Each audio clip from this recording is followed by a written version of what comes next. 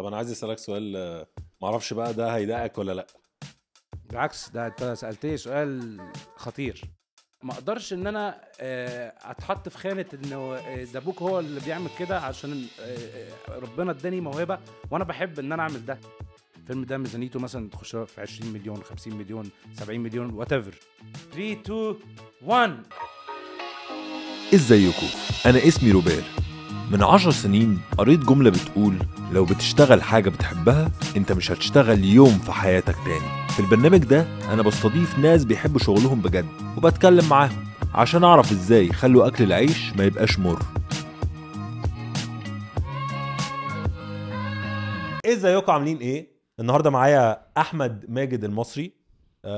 مصري صاحبي من زمان، فعندنا قصص مثيرة النهارده للجدل. هو مخرج. ايه اللي خلاه مخرج؟ وهل اكل العيش مش مر ولا ايه نظام؟ مر طبعا. بجد؟ ده على طول كده؟ طبعا. طب انا كده ممكن نمشي. اصل البرنامج اسمه اكل العيش مش مر، فانت بتقولي هو مر كده، قفلتها معايا في اول لحظه. يعني لازم الاول كده بس يعني. طب ليه؟ طيب ليه مر؟ دي حاجه من يعني متعودين عليها ان اكل العيش مر. لو انت مش حاسس ان اكل العيش مر مش هتعرف تشتغل بضمير قوي. ده انا احساس حاسس يعني معظم انه الناس. في اوقات بيبقى مر او في حاجات بتبقى وحشه فيه، بس الاوفرول لا، انت بتحب شغلك. بالظبط. يعني لما تحب شغلك قوي، تحس ان انت تعمل حاجه انت بتحبها قوي، ساعتها مش هيكون مر. يعني ساعتها مش تحس بالتعب، مش تحس بان انت عايز تمشي، عايز تخلص شغلك مهما كان شغلك ايه. فاهم. دايما بحس الناس اللي محتاجه تمشي او تخلص او انا زهقت من الشغل او كاره حياتي بسبب الشغل، بيبقاش حابب اللي هو بيعمله. يعني ساعات بتقابل ناس بسيطه جدا بيعملوا اي حاجه بيبقوا مبسوطين جدا بوقتهم، وساعات بيبقوش عايزين يقفلوا اساسا، مش عايزين يقفلوا المحل بتاعهم، مش عايز يلم الحاجات بتاعته ويمشي. فبالنسبه له بيبقى اكل العيش حلو. لا انت فكرتني بحاجه، ان انت مش عايز تقفل وتمشي. انا صورت اعلان مع مصر يا جماعه، قعدنا 36 ساعه بنصور، لا من غير نوم من غير حاجه. ف... هو ما كانش عايز يمشي، هو كان مبسوط قوي وعمال يفنن ويخرج ويعمل. طب سؤال بقى، الاخراج اللي انا شفته في السات معاك، في 100 واحد آه لازم تديهم اوردرز واوردرز صح. ازاي اتعلمت ده؟ ده ما بيتعلمش في المدارس مبدئيا. يعني هو مبدئيا منظومه التصوير بيبقى فيها اكتر من 100 واحد طبعا. اوكي.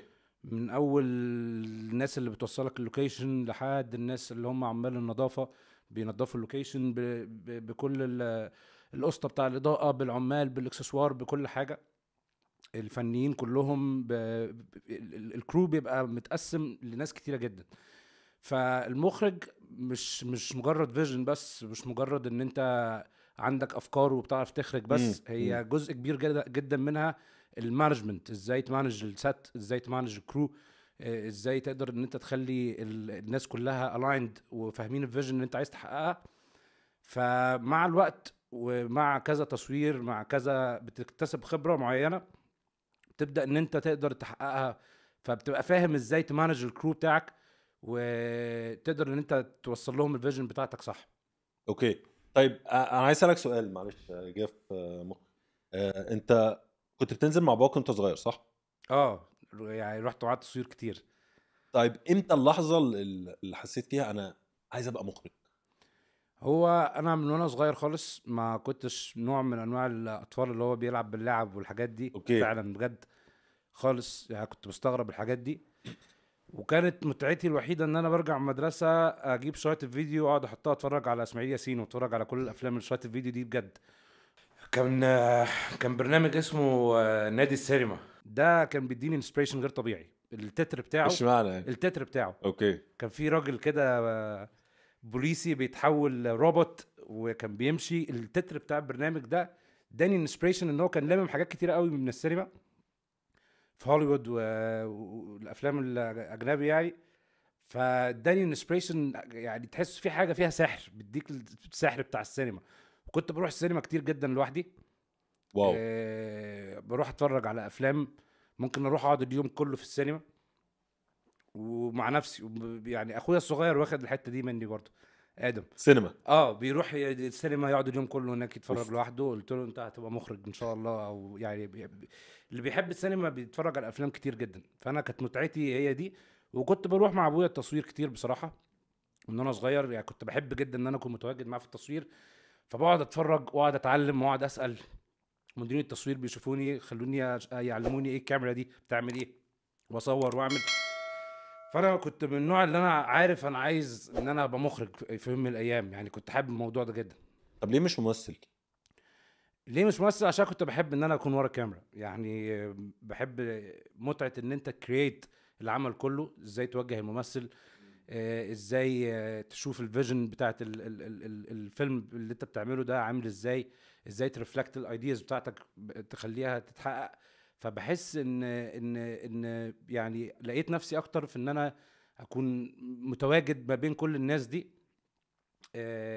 واقدر ان انا اعيش حياتهم. اخش جوه دماغ الممثل، اخش جوه دماغ البرودكشن ديزاينر، اخش جوه دماغ مدير التصوير. هم الناس دي تخش في دماغي، فابقى جوه الموضوع قوي وشايفه من كذا برسبكتيف. فحبيت ان انا ابقى ورا الموضوع اكتر. وبعد كده جات لي كاميرا هديه من وانا صغير من ابويا، فابتديت اصور كاميرا اللي هي بشرايط بقى وكده. يعني طبعا ابتديت بقى اصور مع صحابي افلام من وانا صغير. بننزل نصور في حتت كتيره جدا، ما كانش معانا تصاريح طبعا ولا اي حاجه. بعد كده الكاميرا الصغيره دي ما كانتش عجباني قوي، فجبت كاميرا اكبر فابتديت اصور بيها. انتوا بتصوروا تصوروا من غير تصاريح؟ ده اكيد من غير اي حاجه. اكيد اتقفشتوا كذا مره. اتقفشنا طبعا. يعني كنا بنصور رحنا صورنا في مره في خان الخليلي، تصور فيلم بقى واحد بيهرب حاجه وبيجري من الناس وبتاع، وبنعمل مطارده وانا معايا كاميرا ومعايا 2 صحابي ما لهمش دعوه باي حاجه. بس فبيجي البوليس بقى، تعالى تصاريح مش تصاريح. هي الفكره في ايه بقى؟ كان هو في شريط صغير كده اسمه ميني دي في، فبنشيل الشريط بالطريقه.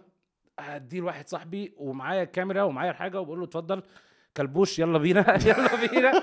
يروحوا بقى يقعدوا يتكلموا معانا انت بتصور ايه وانت بتعمل ايه، واحنا طبعا 3 شباب صغيرين جدا.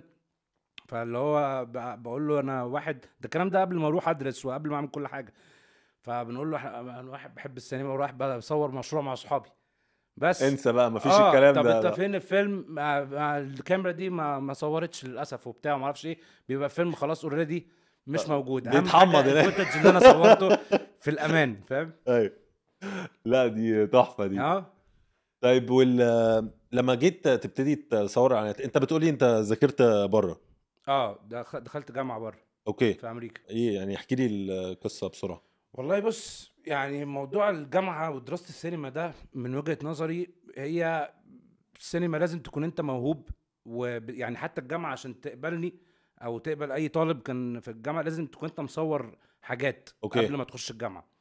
فده بيأكد الفكره بتاعت ان انت لازم يكون عندك تالنت وفيجن، عشان السينما مش بالدراسه. ده وجهه نظري. يعني انا معظم الحاجات اللي هم كانوا بيدرسوا لنا انا كنت اوريدي فاهمها او عارفها. بس طبعا الحاجه اللذيذه ان انت كنت بتنزل بيخلوك تعمل كل حاجه بايدك مع زمايلك في فبتجرب بجد يعني. بالظبط كده. يكون عندك فرصه انك تجرب. بتجرب كل حاجه. يعني انت حاسس ان هي مهمه قد ايه؟ كام في المية مثلا؟ ولا مهمه جدا طبعا. بس انا بتكلم ان انت لازم تكون عندك التالنت، مش تنميها بان انت تذاكر. يعني انا وجهه نظري واحد موهوب في السينما وما درسش السينما بس فاهم وعنده فيجن مظبوطه وعنده احساس، اهم بكتير قوي او هيبقى اشطر بكتير قوي من واحد رايح بيدرس سينما وهو ما عندوش السنس بتاع السينما وما عندوش فيجن. مهما درس ومهما قرا وعمل مش هيبقى يعني لو ما عندوش الاحساس وما عندوش الحاجه اللي ربنا مديها له ان هو يبقى تالنتد، صعبه شويه. يعني هيعمل حاجات عاديه برضو. بالظبط، هيعمل حاجه بالورقه والقلم. لكن انت تبقى بتعمل حاجه من الفيجن بتاعتك من جواك، محتاج ان انت تبقى عايش السينما وشايفها وحاببها.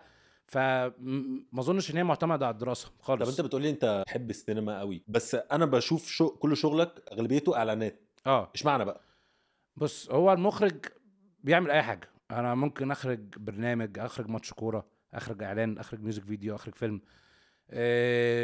انا نفسي اعمل افلام طبعا، بس عايز الاقي الوقت الصح ان انا اعمل فيه الفيلم. عايز اكتسب الخبره المظبوطه ان انا اعمل بيها فيلم.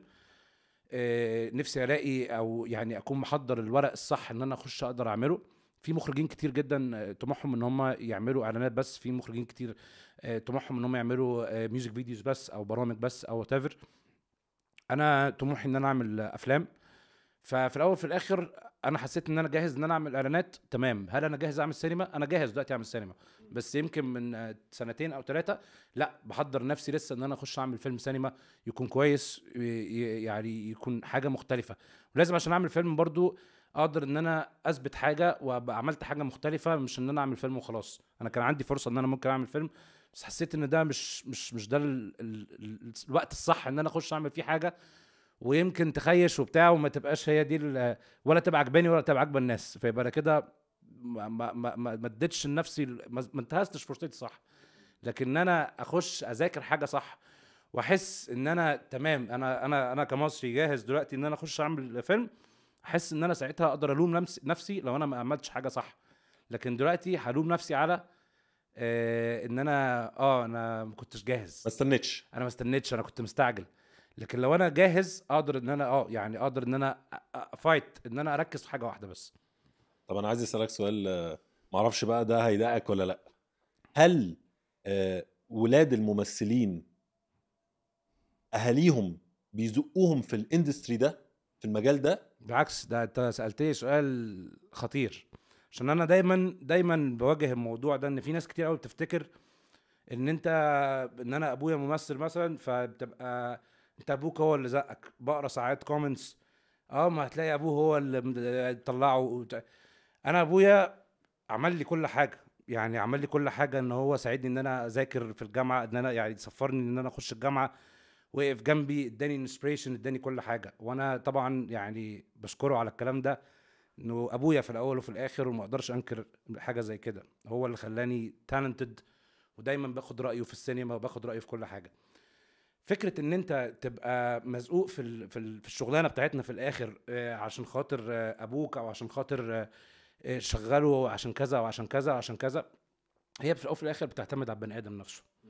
بمعنى انت انا النهارده بعمل اعلان، بخرج اعلان، فمستحيل اكون بخرج اعلان وفي مليون راي، في كلاينت وفي ايجنسي وفي برودكشن وفي مليون ناس كتيره موجودين في اعلان واحد. مستحيل الناس دي كلها هيستخدم ابويا. يعني وارد ان يبقى في ناس بتحبه وفي ناس ما بتحبوش، في ناس ممكن ما بتحبنيش انا شخصيا، يعني whatever ايه الموقف ساعتها. بس مستحيل الناس دي كلها هتبقى عايزه في كل اعلان تخدم ابويا علشان اشتغل. لا، هو انت بتثبت نفسك، انت كمخرج بتقول يا جماعه انا بعرف اعمل ده، بشتغل، انا حابب ده. فما اقدرش ان انا اتحط في خانه انه ده ابوك هو اللي بيعمل كده عشان ربنا اداني موهبه وانا بحب ان انا اعمل ده. فاهم قصدي؟ ما بحسهاش فير شويه ان انت عشان انت موهوب او ان انت بتحب اللي انت بتعمله فبتنسب ده بان انت مزقوق فيها بالعافيه. لا، انت اي بروجكت بيتكلف رقم كبير جدا عشان يتحقق، فمستحيل الحاجات دي كلها تتحط علشان فيفر او علشان نعمل كده. ده توتالي ديفرنت فيلد عن السينما والاعلانات، يعني سوري، السينما والافلام، المسلسلات. يعني فكره الاعلانات دي بالذات هي فيلد لوحده. فان انت تجيب كلاينت ما ببراند ما عايزين المخرج ده عشان يعمل لهم اعلان، دي حاجه مختلفه ما فيهاش فيفرز. طب في التمثيل مثلا، هل برضو ممكن يكون حد ابوه؟ وارد طبعا 100%. بتعتمد على الموهبه بتاعت برضو. يعني انت شايف الشخص انه نفسه اول زقه ممكن فعلا من الاهل تتزق، بس بعد كده يعني دي التمثيل بيروح مختلف. للناس بقى. التمثيل مختلف عشان انت بتكون بارت من العمل. الاخراج مختلف، ان انت بتبقى مسؤول عن اخراج العمل كله. فانت زي ما قلت لك في الاول ان انت بتبقى عندك مانجمنت وعندك بتوبريت حاجه بتتعامل فيها مع ممثلين كتير، بتتعامل فيها مع كرو كله، فانت لازم تبقى يعني جدير بالموضوع ده. لكن انا ممكن في ممثل هنطلعه في حاجه علشان نخدم الممثل ده اللي هو الاكبر منه، بس هو بارت من العمل. والله لو انت عرفت تثبت نفسك وان انت ممثل شاطر فانت تستحق اللي انت فيه، مش مشكله. لكن لو انت مفروض على الناس في كل عمل في كل حاجه الناس مش حباك او مش حاسينك، يبقى انت عندك مشكله. ده احساسي. يعني لازم يشتغل على نفسه.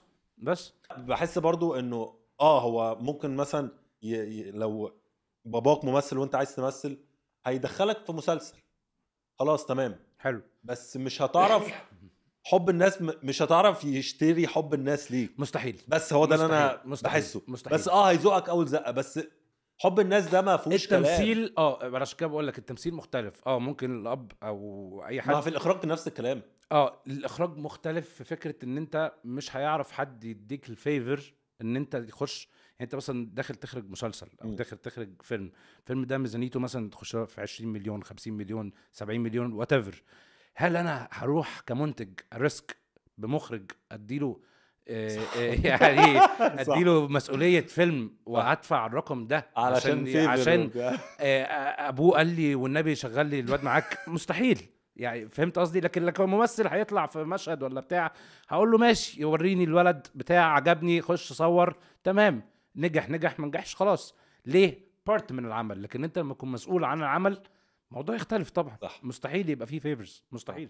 هي الناس دايما بتتلخبط في الحته دي، وانت عارف الستيريوتايب اللي هو ده ابوه هو اللي مدخله، ده مش عارف ايه، ده هو كذا كذا كذا. لا، انت بتثبت حاجه، انت لازم تثبت حاجه وتكون قدها وتكون فعلا عندك ضمير في اللي انت بتعمله.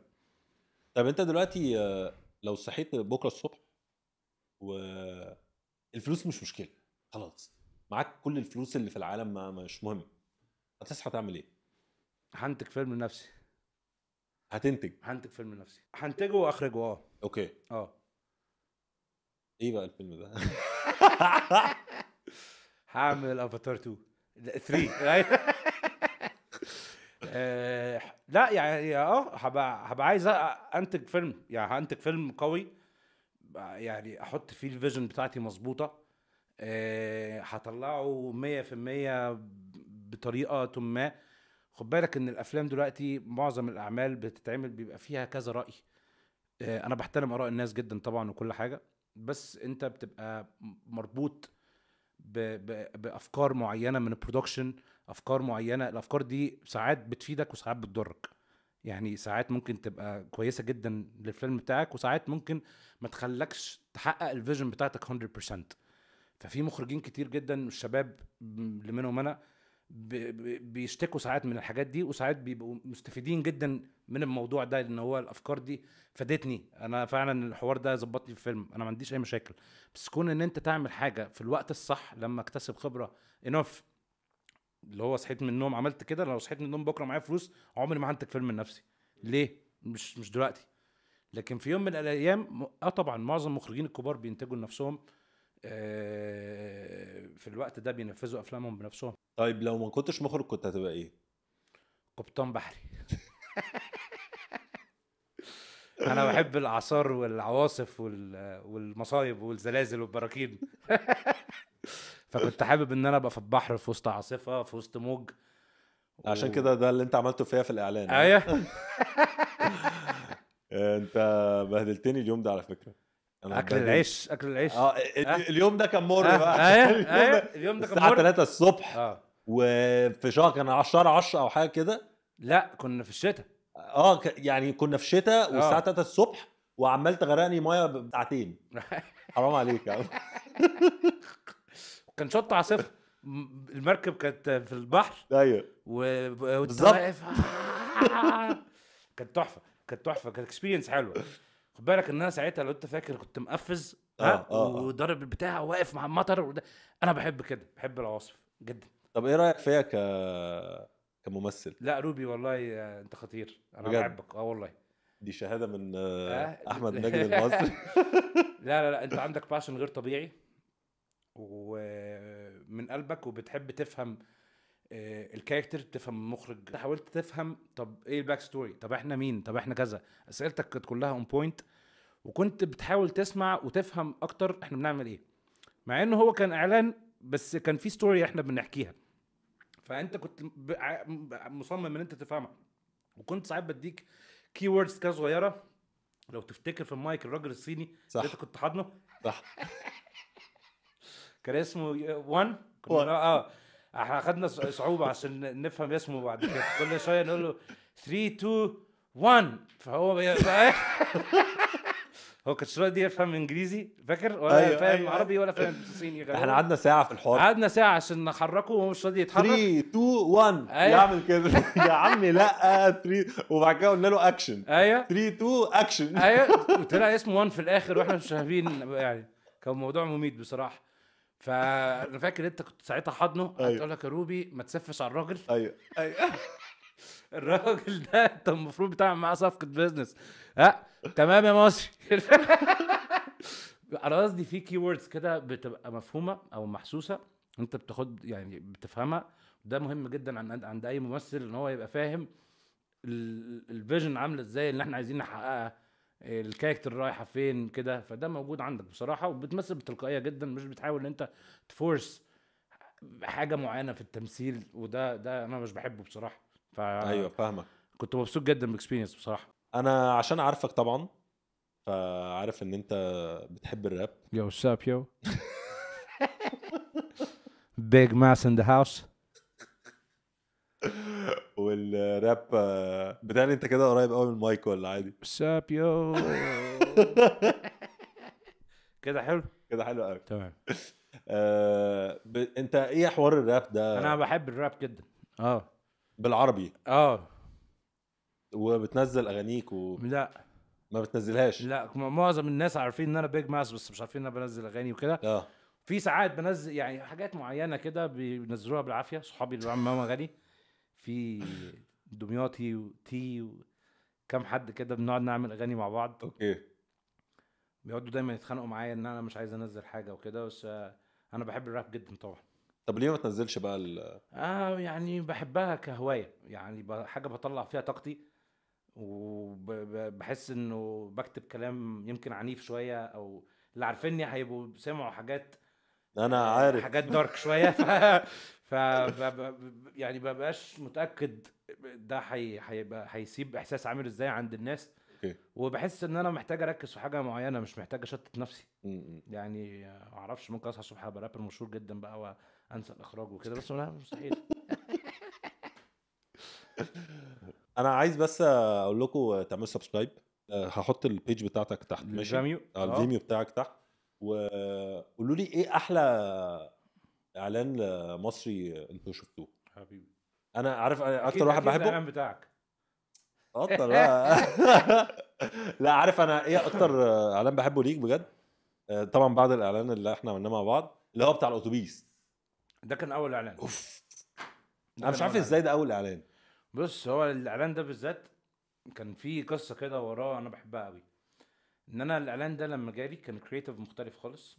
كان اعلان وزاره التضامن الاجتماعي وكان كرييتيف ان في ناس عملوا حادثه خلاص في الليفنج روم في البيت حاطين صورهم بالشريطه السوداء ان هم خلاص ماتوا كده والفويس اوفر بيجي وكده. فلما جالي الاعلان قلت انا هعمل حاجه مختلفه ان انا هشوف الحادثه واشوفها بالعكس ان وات اف الحادثه دي ما كانتش حصلت بس لازم الاهالي تعيش شويه فكره يشوفوا الحادثه نفسها. فكان اصعب تشالنج عندي ان انا اتكلم مع العيال الصغيره دي في الباص عشان كنت بصور في الباص واقف اوريدي في الاستوديو في كروما. فطلبت من البرودكشن ان احنا اقعد مع الاطفال دول فعليا كل يوم بعد ما المدرسه بتاعتهم اتصاحب عليهم بس. فبنقعد بقى نتكلم معاهم اقعد اسالهم بتروحوا المدرسه ازاي. فاللي بيروح بالسواق اللي بيروح بالباص اللي بيروح كده. طيب مين صاحبك اللي بيقعد جنبك؟ طب كذا كذا. ابتديت اخش في عقلهم عشان كانت العيال دي فعلا 5 سنين 6 سنين 7 سنين يعني في اعمار مختلفه بس كلهم كانوا اطفال يمكن صغيرين جدا. ففي مره كان في بنت جت وباباها جه معاها وكانت جت بعد المدرسه عشان اتكلم معاها. فبقول لها طيب الحادثه حصلت وصاحبتك اللي قاعده في الباص فهي طلعت بتروح بالعربيه. انت بتخيل انت في العربيه والحادثه حصلت ازاي هترياكت للموضوع وكذا. فهي عماله تعمل كده وزعلانه. فابوها بقى بيقول لها على اختها مش فاكر كانت اسمها ايه. ابتدى يقول لها اختك ماتت. البنت ابتدت تنهار فشخ. ابتديت اقول لابوها حرام عليك مش الدرجات دي. الموضوع فلت خالص. بعد كده لما رحنا التصوير عملنا بروفا قبليها عدنا الشوت حوالي 50 مره قبل يوم التصوير نفسه، عشان الاطفال تتخيل فعلا. انت كنت بصور الشوت بتاع الاعلان ده فعليا في 3 ثواني ونص فعليا، عشان هو كان معمول سلو موشن. اوكي. فعشان يبان ان هو كديوريشن موجوده في الاعلان، فكنا بنصور الشوت ده بالاكشن بتاعه 3 ثواني ونص. وكل اللايرز كانت معموله اون شوت، يعني في عيال طارت بالوايرز، وفي ناس كانت بتتشقلب، وجبنا ناس من السيرك ان هي تتشقلب بجد، وجبنا طفل كان بيلعب باركور صغير بيتشقلب بجد. ده غير الاطفال اللي هم كانوا المفروض ان هم ماشيين بالباص عادي، وبعد كده بتحصل الحادثه وبيعملوا الاكشن ده كله بالعكس. فكان سيطره الموضوع على العيال كتير قوي جوه الباص، كانت صعبه جدا جدا. فهو كان تشالنج بالنسبه لي ده كان اول اعلان كمان. وكنت نفسي ان انا اعمل حاجه مختلفه بصراحه. بس الصراحه ده احلى اعلان بالنسبه لي. حبيبي يا روبي مصري، انا عايز اشكرك جدا. والله انا اللي بشكرك على هذا اللقاء العظيم.